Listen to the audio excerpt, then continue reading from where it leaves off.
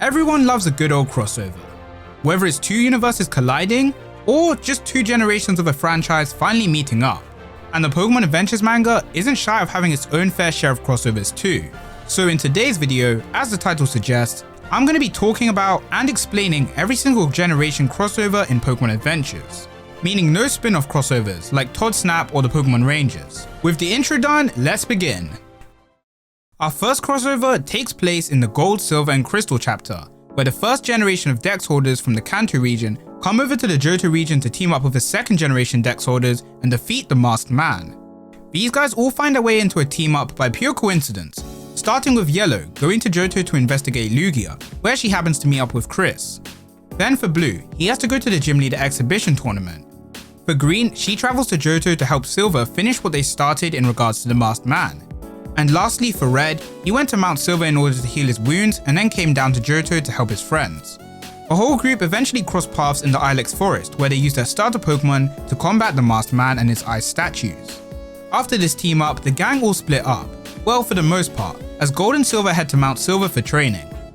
Our next crossover takes place in the FireRed and LeafGreen arc, with the 4 Kanto Dex holders being joined by only one Johto Dex holder, being Silver.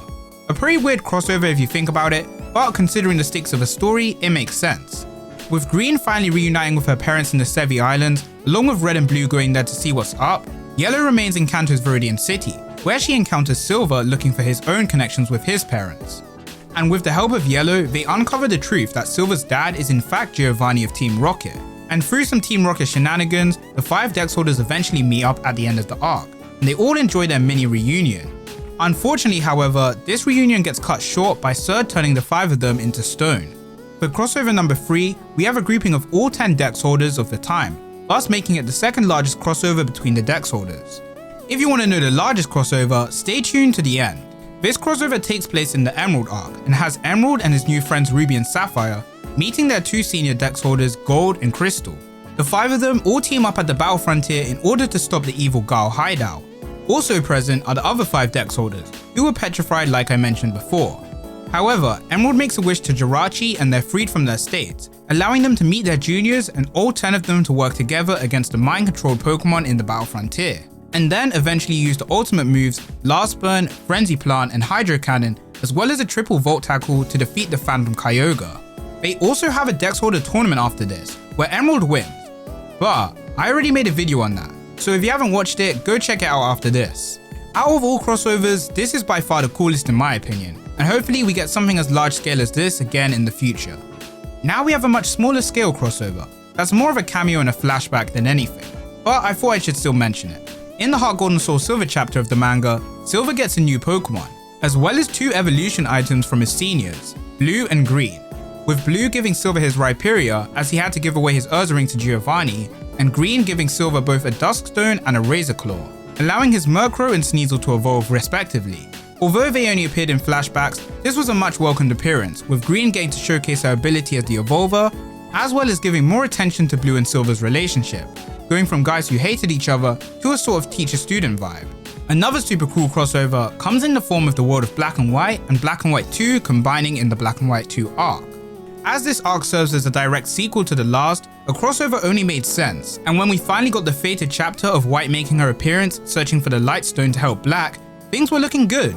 Black eventually gets freed from the Lightstone, and after a quick battle against Kyurem, Black finds Blake and Whitley knocked out. Here, the Quartet meet for the first time and introduce themselves to each other, agreeing to join forces under a common goal of taking down Ghetsis. And after a successful team up, they part ways. Aside from a nice moment on the back of Reshiram, we don't really get to see much of these 4. But I've already said my opinion on these guys in a recent video, so you can check that out after this as well. Also, I nearly forgot to mention, Green makes another small cameo appearance in this arc, inside the HQ of the International Police, so that also counts.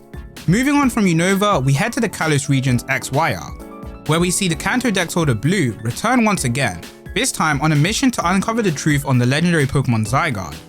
Blue's appearance in Kalos makes perfect sense, as he was once stated to have studied abroad, and in this study he met Diantha, who is a good friend of his. But more importantly, Blue meets with the Kalos guys, including X and Y, the Dex holders of the region. In his return, he teaches X some things about Pokemon and also lends him a hand in fighting Lysander in the final battle. In this arc, Blue felt genuinely super cool. He felt so much more mature and grown up, and he was so strong that Lysander had to get Pokemon like Mewtwo and Zygarde to fight him off. Speaking of the Generation 1 guys, in the Oras arc we see the return of Red and Green. These two head to the Hoenn region in order to hunt down the attackers who injured Bill. The attackers in question end up being Archie and Maxie, and Red and Green have a fight against them, but they end up getting knocked out when Kyogre and Groudon appear. Red and Green then find themselves being aided by Giovanni of all people, but with his help, they manage to meet up with the Hoenn Juniors, Ruby, Sapphire and Emerald, and they all come up with a plan to stop the Meteor Delta that's endangering the world. To do this, they enlist the help of not only the strongest gym leaders in the world and battle facility members, but also the Johto Dex holders, who appear as a cameo. So technically, that makes this a Gen 1, 2 and 3 crossover, with the only person missing being Blue. And now for our most recent crossover, which is yet again another small cameo type. This time with Moon quote unquote appearing in the Sword and Shield chapter. When Henry gets poisoned by Eternatus, Oleana mentions a doctor by the name of Miss Poison, who specializes in poison type Pokemon. This Miss Poison of course being Moon, as that was her nickname back in the Sun and Moon arc. Later on in the arc, she will receive a call from Clara, resulting in her coming up with a formula to cure Henry from poison, which fortunately succeeds. As I said, it's only a cameo, but a region crossover nonetheless. Now we actually have one more crossover that I wanted to mention, specifically the one I talked about earlier about the biggest crossover. That being the 20th anniversary artwork by Satoshi Yamamoto, featuring every Dex holder at the time, sorted by height and interacting with each other.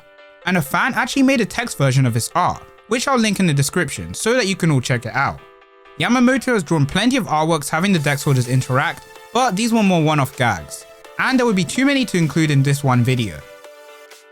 And with that, that's every crossover in Pokemon Adventures, at least between the Dex holders anyway. I really hope I didn't miss any, since I have a habit of doing that, but if I did, feel free to let me know in the comment section, along with your thoughts and opinions on these crossovers. Which one was your favourite and which one was your least favourite? And if you enjoyed this video, don't forget to like, subscribe and comment for more Pokemon manga videos, and I'll catch you all in the next one. Take care.